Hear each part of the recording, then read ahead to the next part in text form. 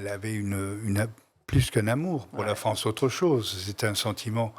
Il faut aimer la France pour elle, parce que quelqu'un qui vient de l'extérieur, elle n'était pas la seule qui était venue des Noirs qui venaient, qui s'aimaient déjà après la Première Guerre mondiale, qui étaient restés sur le sol français, qui se sont aperçus qu'ils étaient traités à part entière aussi. Mais elle, lorsqu'elle arrive, non seulement, en anglais, ils ont dit « she became a sensation ». En une nuit, elle est devenue unique, une nuit, alors que ce n'était pas la star de la revue Nègre.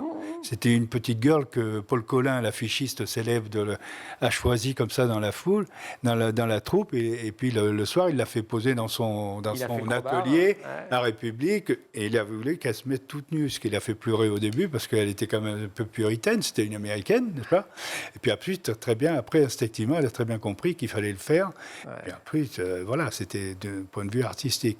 Mais elle va jouer, quand on voit, parce qu'il y a des archives de tout ça, elle a une façon extraordinaire, en se mettant à loucher, en faisant des mines. Elle était déjà comme ces mimiques-là, elle les avait déjà expérimentées. C'est pour ça que je tiens toujours à dire que elle a 19 ans lorsqu'elle arrive à Paris, mais elle a déjà 7 ans de métier derrière elle, si je puis dire. C'est-à-dire, elle est déjà sur les routes américaines. Alors, elle est trop jeune pour danser. Alors, on va se contenter d'en faire une petite couturière. Et puis, au pied levé, elle va remplacer une girl. Toujours de la chance. Il faut une girl qui est enceinte.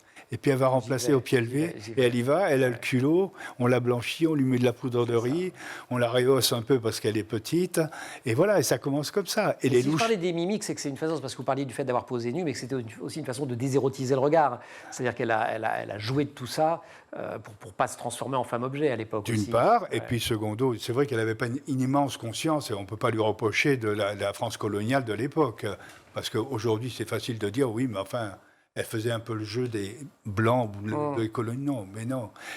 Joséphine Baker, c'était une starlette, enfin une star, joyeuse, heureuse, enthousiaste, qui sortait de la misère.